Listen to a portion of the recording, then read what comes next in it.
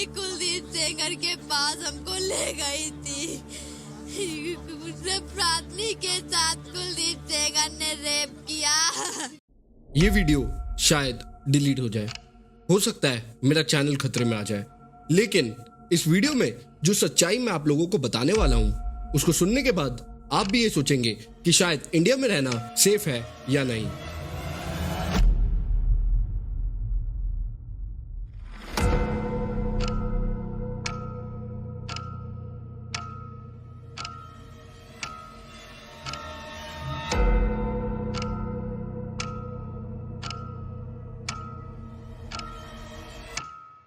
आज जिस केस के बारे में मैं बात करने वाला हूं उसका नाम सुनते ही सिस्टम का असली चेहरा सामने आ जाता है। ऐसा केस जहां पावर ने जस्टिस को कुचल ही दिया और उस लड़की को चुप कराने की पूरी कोशिश करी गई।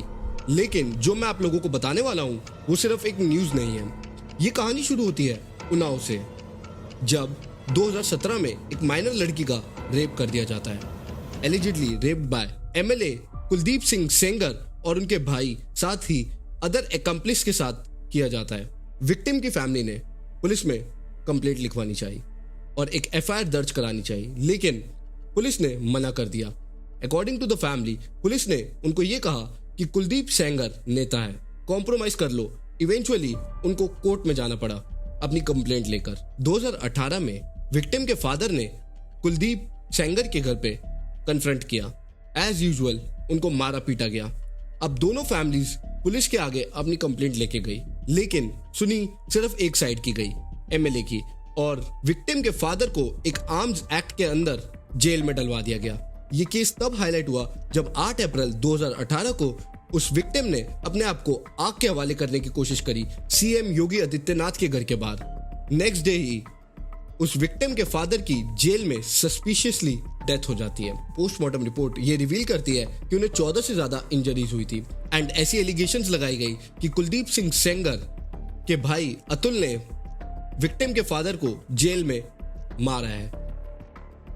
नेशनल कमीशन ऑफ वुमेन ने इस केस के ऊपर रिपोर्ट मांगी, साथ ही नेशन वाइड आउटरीच स्प्रेड हो चुका था। ये केस मीडिया में हाईलाइट हो चुका था और यूपी गवर्नमेंट ने पुलिस से लेकर क्राइम ब्रांच में सौंप दिया था। अब क्राइम ब्रांच ने एक टीम बनाई और अतुल सेंगर को गिरफ्तार किया। उसके साथ ही उसके 4 एसोसिएट्स को भी गिरफ्तार किया गया। एक हाई लेवल इंक्वायरी भी ऑर्डर करी गई। Special investigation team was formed to probe the alleged rape. ये लोग फादर की कस्टोडियल डेथ में इन्वॉल्व है। And finally Kuldeep Singh Sengar got arrested on 12 April 2018। 2018 12 अप्रैल को उसको गिरफ्तार कर लिया जाता है। अगस्त 2018 में यूनुस खान, इस केस का मेन विटनेस, उसकी मिस्टीरियस सर्कमस्टांसिस में डेथ हो जाती है। एंड जब तक सीबीआई इस चीज के बारे में जांच करती, इतने में यूनुस खान को उसकी फैमिली बरी कर देती है। फिर 27 अगस्त 2018 में यूपी पुलिस एक एफआईआर दर्ज करती है विक्टिम की फैमिली के ऊपर for forgery. Her mother and uncle Mahesh were also booked in same case. According to the family, इस टाइम पीरियड के बीच में कांस्टेंट थ्रेट्स उनको आया करते थे। एमएलए जेल से उनको फोन करके धमकी देता था, हरासिंग देम एंड सेइंग कि केस वापस ले लो, नहीं तो तुम लोगों को मौत के घाट उतार दूंगा। 28 जुलाई 2019 में विक्टिम, उनकी बुआ और उनका लॉयर रायबरेली जेल से वापस लौट रहे होते हैं अपने अंकल से जेल में मिलकर। रास्ते में अचानक एक ट्रक जो ओवर स्पीडिंग में था, रॉन्ग साइड आ रहा था, जिसकी नंबर प्लेट भी ब्लैक थी, वो उन्हें हिट कर देती है और उस गाड़ी को कुचल देती है। इस कार एक्सीडेंट में विक्टिम की बुआ और उनकी एक आंट की डेथ हो जाती है। साथ ही उस लड़की को बहुत सीरियस इंजरीज होती है और उस लॉयर को भी, एंड उनको एडमिट कर दिया जाता है हॉस्पिटल में। कहते हैं ना, जब तक ऊपर वाले ने मौत ना लिखी हो तो इंसान को छू भी नहीं सकती। इस केस में भी कुछ ऐसा ही हुआ। कई लाख कोशिशें करी जा रही थी उस विक्टिम को मौत के घाट उतारने की, इस केस को दबाने की। सवाल ये था कि एक एक्सीडेंट था या एक सोची समझी साजिश। यूपी के डीजीपी ओपी सिंह ने ये स्टेटमेंट दी कि उस दिन बारिश हो रही थी और ये किसी भी तरीके से कॉन्स्पिरेसी नहीं लगती। I wonder how many cases are being unreported in our country and the victims couldn't stand against the powerful mighty men who abuses the power against the weak and poor society। सोचिए, एक ऐसा case जो media में उछाला जा रहा था, लेकिन उसका ट्रायल यूपी में होना नामुमकिन हो चुका था। इस केस का ट्रायल आखिरकार जब दिल्ली ट्रांसफर किया गया, तब जाके एक न्याय की उम्मीद दिखी और लगभग 2 साल की लंबी लड़ाई के बाद 16 दिसंबर 2019 को ट्रायल कोर्ट ने अपना फैसला सुनाया। कुलदीप सिंह सेंगर को लाइफ इम्प्रिजमेंट की सजा सुना दी गई थी। ये एक एमएलए की कन्विक्शन नहीं थी, ये उस माइनर लड़की की जीत थी, उस परिवार की जीत थी जिसने इतनी धमकियों के बावजूद भी इस केस को कभी वापस लेने की नहीं सोची और अपनी लड़ाई जारी रखी। एक छोटी सी उम्मीद की किरण अब उन्हें दिखाई दे रही थी। लेकिन कुछ साल बाद ये केस दिल्ली हाई कोर्ट में आ गया। 23 दिसंबर 2025 यानी अभी कुछ दिनों पहले ही इस केस के ऊपर एक नया फैसला आया, जिसमें दिल्ली हाई कोर्ट ने कुलदीप सिंह सेंगर को कंडीशनल बेल दे दी। कुछ कंडीशंस दिल्ली हाई कोर्ट के द्वारा लगाई गई और वो कंडीशंस ये थी कि 15 लाख का फाइन, उसके अलावा विक्टिम से 5 किलोमीटर की दूरी बना के रखनी पड़ेगी। जब मैंने इस ऑर्डर को पढ़ा, it seemed very strange and अभी तो मैंने आप लोगों को बताया नहीं कि किस बेसिस पर हाई कोर्ट ने कुलदीप सिंह सेंगर को बेल ग्रांट करी है। अगर आप उस ऑर्डर के पैरा 42 को देखेंगे तो हाई कोर्ट ने साफ साफ ये कहा है कि सेक्शन 5C पॉक्सो का चार्ज अपेलेंट के खिलाफ नहीं बनता क्योंकि वो एक पब्लिक सर्वेंट नहीं है, और सेक्शन 3 का ऑफेंस बनता है।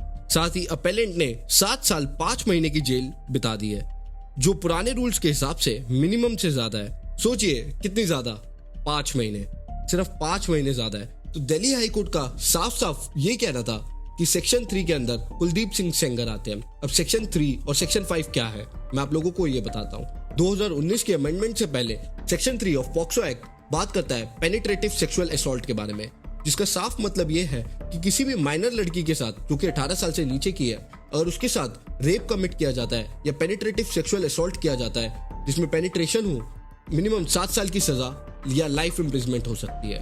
सिंपल शब्दों में कहूं तो ये सेक्शन हर केस में लगता है जिसमें एक माइनर के साथ रेप कमिट हुआ है। Section 5C of POCSO act बात करता है aggravated sexual assault by public servant. इसका सिंपल मतलब ये है कि अगर किसी पब्लिक सर्वेंट के द्वारा रेप कमिट किया जाता है तो उस केस में मिनिमम सजा 10 साल की है और लाइफ इम्प्रिजमेंट हो सकती है।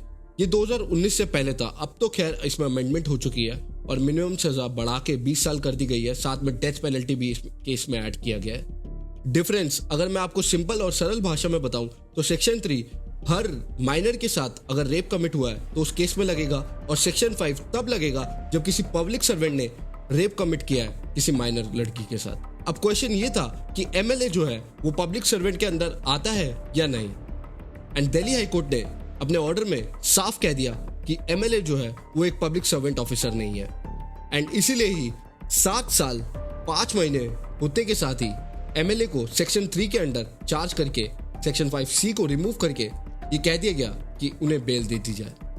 Delhi High Court granted the conditional bail and suspended the life sentence of Kuldeep Singh Sengar.